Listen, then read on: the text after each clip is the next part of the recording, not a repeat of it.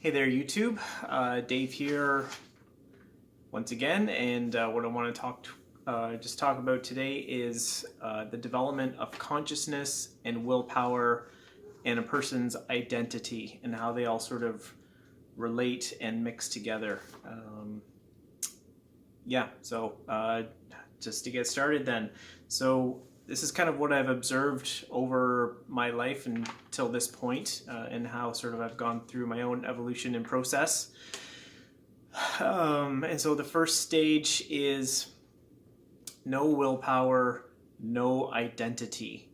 And so what this means is when we come into society, a lot of who we think we are is imprinted on us. So our schools, our friends, our parents, our religious institutions, corporations and commercials and national values and cultural values, all of that gets imprinted upon you.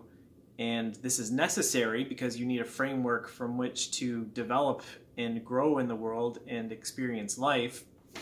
But at some point, this is not enough for some people, not enough for a lot of people, actually. But in this first stage, everything that society has put onto you and into you in terms of what you believe and what you value, you don't question it at all. You just accept it blindly as the way things are, and that's how it is. And this becomes sort of your identity of who you think you are and how you operate in the world. And so this can work for some people if there's a major amount of fear in their life or trauma, and this gives them sort of a sense of safety and security. But for most people, this does not work. And I think this is why a lot of people are really unhappy and unfulfilled in this day and age. This is kind of like a real this is sort of entry level, base level consciousness. This is where we all come into the world, but we want to grow and evolve beyond that. A lot of people can go their entire life without questioning the things that society has imprinted upon them, and this can cause a lot of unhappiness over time and a lot of lack of fulfillment, and a lot of depression, and you'll never be happy or fulfilled. Everything will sort of seem a little bit empty unless you start to go a little bit deeper. So that's the first stage. So no willpower and no identity. Second stage, self-will and self-identity. So this is when you start to finally question that, and you start to look at everything that has been handed to you and you measure it against what you feel inside and what you know inside to be true for you, and then you can take it or leave it. So you start to look at the religious institutions or religious beliefs that you've been brought up with, and question them and say, okay, maybe this part works but this doesn't, or this religion does not work for me totally and completely, and you start to search for something else. You look at what your government is telling you, and a lot of what the government tells you, unfortunately, is not true. So you start to question that.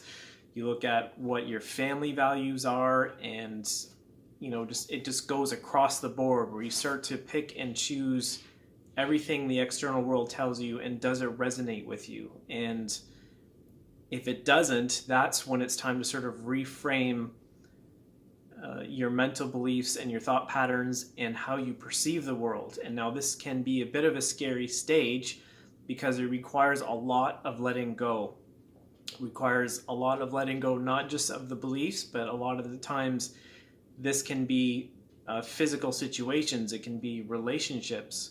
It can be friendships that you've had for a long time. It can be, like I said, can be a change in geographic location because you're not thinking where you should be physically in the world or geographically. So, that doesn't mean it happens to everyone, but in this stage, there does have to be a sort of a letting go and a restructuring. And for a lot of people, this can be, and it was for me certainly a terrifying time. I wasn't aware of it at the time, but a lot of my anxieties and my fears that were bubbling to the surface was because a lot of reorganization of my internal perceptions and way of being was taking place.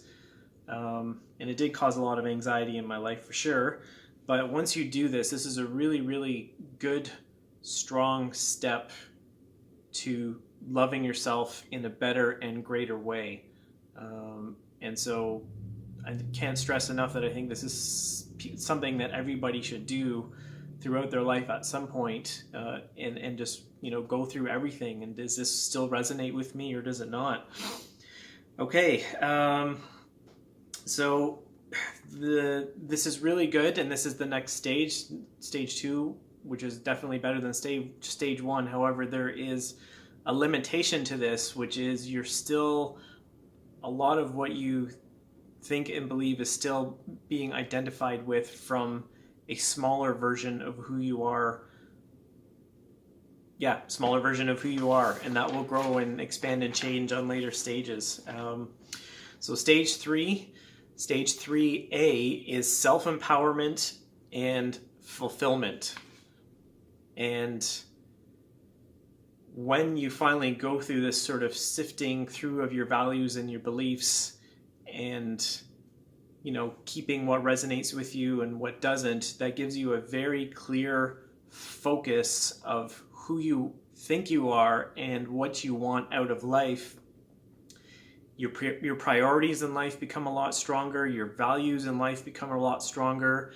You're able to measure up your decisions a lot quicker. There's a lot less doubt because you know what your priorities are, and you can look at something that comes at you and say, no, this is not in alignment with my priorities or what I value, or this is, and the choices become very clear about what you want to do and what steps you want to take.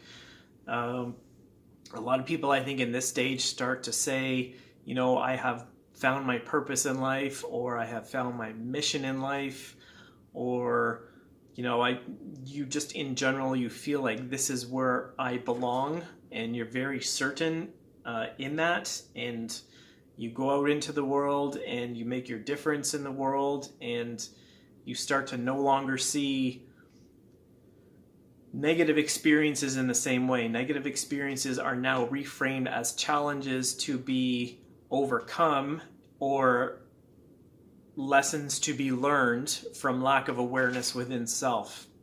And so when you reframe negative experiences from those two perspectives, it becomes very empowering, and it helps you move forward in life a little faster and a little stronger with a lot more confidence. So you may actively be going out to seek challenges in your life and overcome them just because you are confident enough to do so. So this self-empowerment and fulfillment stage is, I think, where a lot of society aspires to be, and it's a lot where you will see sort of the self-help industry get you to be. But I think there's a dark side to this that you have to be aware of, and that is a lot of it is geared towards material success, money, wealth, buying the house, buying the car, having all of that stuff, and I'm not saying it's not important to have enough money to pay your bills, because it certainly absolutely is, but in this stage, it can grow to excess. It can grow to constant achievement only through money, only through acquisition of power or acquisition of status. And eventually this sort of, if a person is not aware of their innermost self, starts to become unfulfilling in a way. And not just in a way, it just becomes unfulfilling. And so this leads to the next stage, so stage 3B, which is self-empowerment, but it's pseudo-fulfillment. So this is the stage where you've gone out into the world and you've made your mark and you've had a lot of accomplishments, but the value that you get through those accomplishments doesn't really mean as much to you anymore. It doesn't hold as much weight.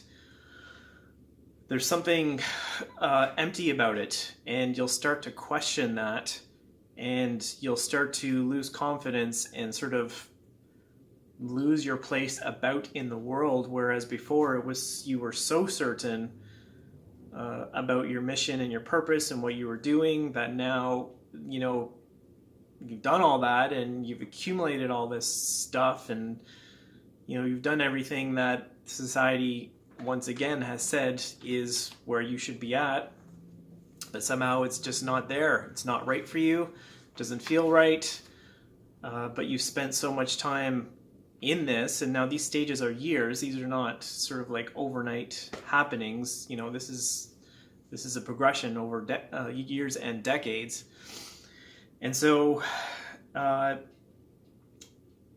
when your inner self starts to come out in a deeper way, and these experiences and the money and, you know, the accomplishments doesn't mean as much to you,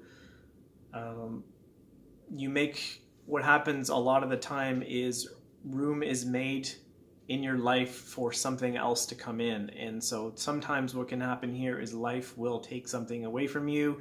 You might lose your job, you might lose your relationship. Once again, a process of letting go. You might lose your health. I think for a lot of people, this can be a way of life getting you to stop and look at your values and your direction in life, is when you have a health crisis. So I think this happens for a lot of people, and you know, it cracks open your ego and it makes you take stock of what's going on.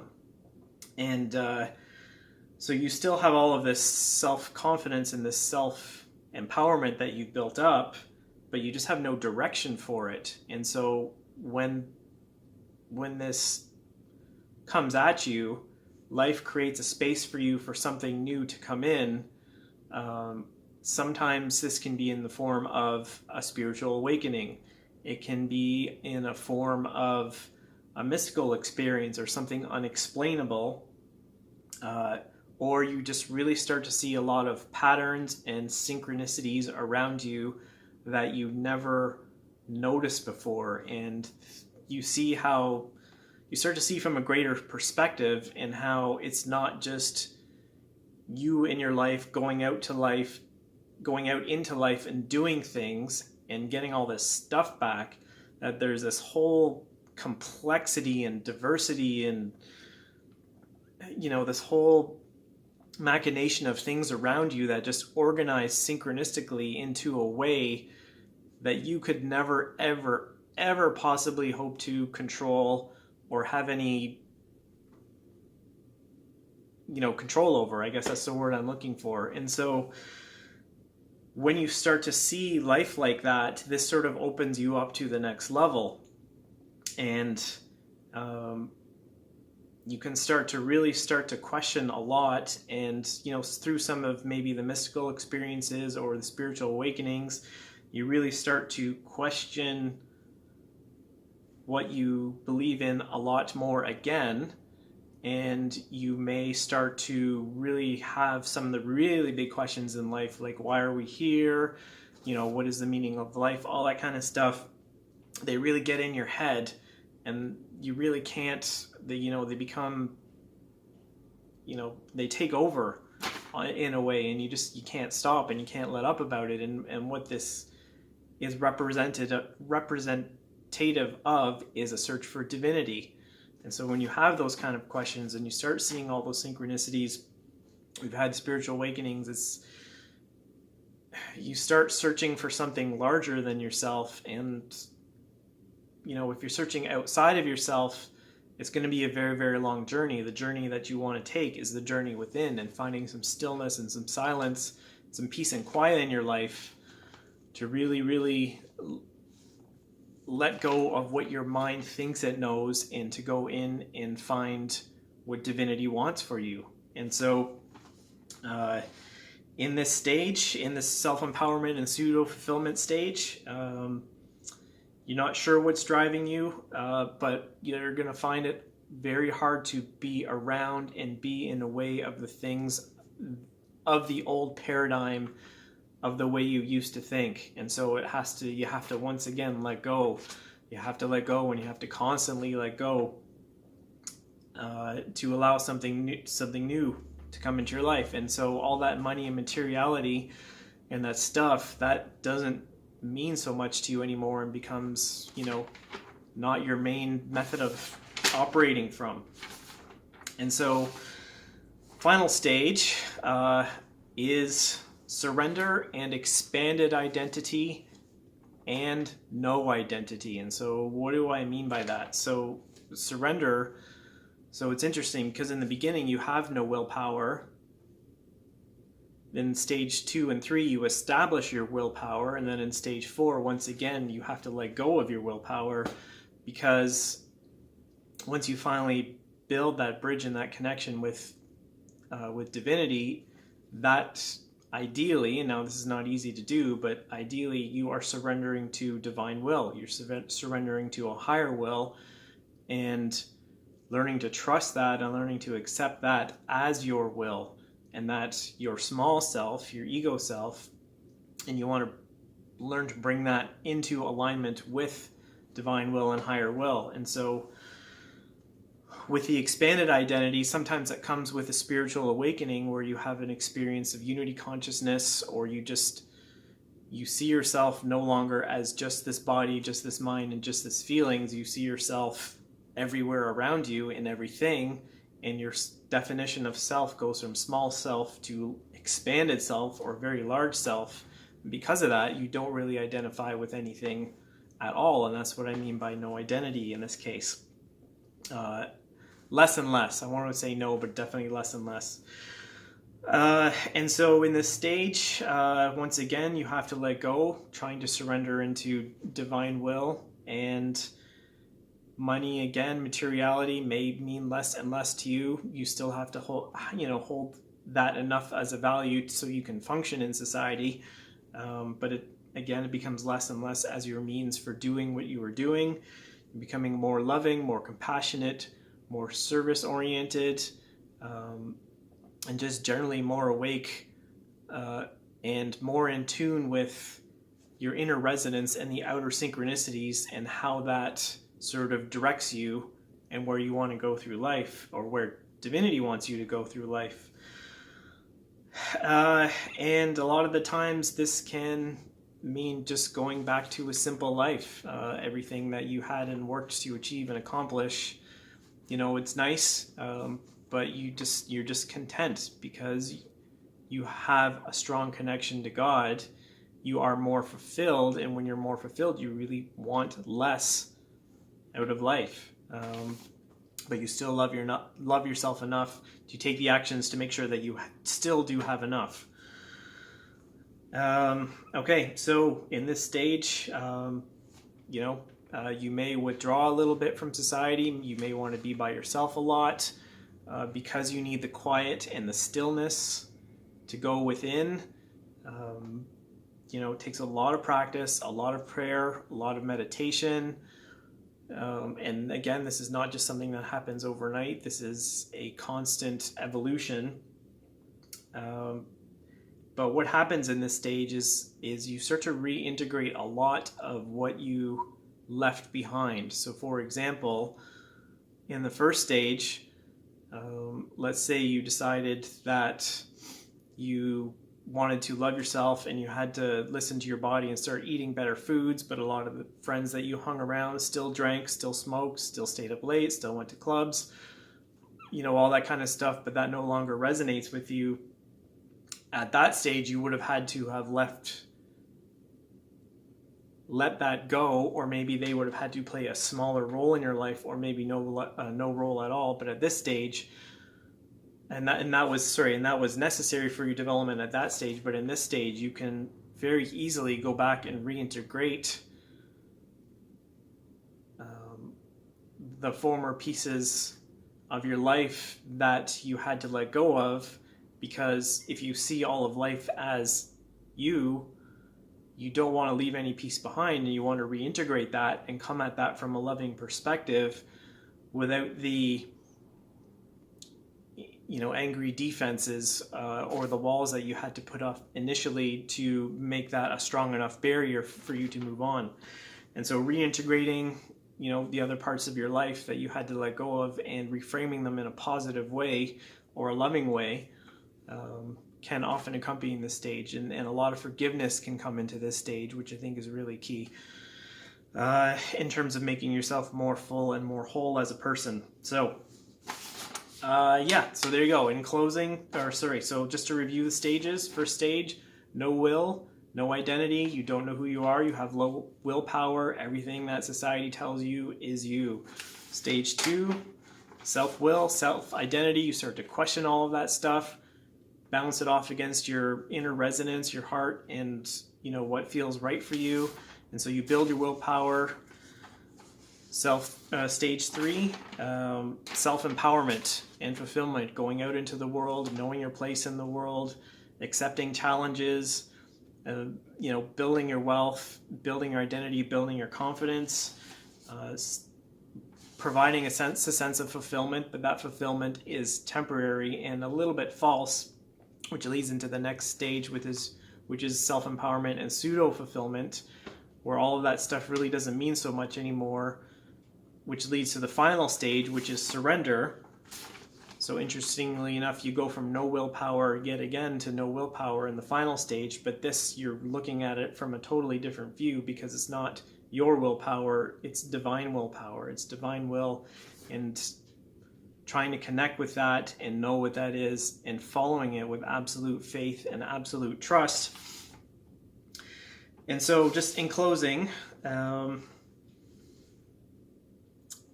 like I said before, this has taken place over decades, and I wouldn't even say that I'm fully, completely there yet. It is something that I'm working on, something that will continue on for the rest of my life, always trying to keep myself in alignment with my highest will. Takes a lot of trust. It takes a lot of experiencing something that you think you want, and it doesn't make you happy, and then you have to let it go and let something else come into your life that you could never have done on your own, and then experiencing that and realizing how much more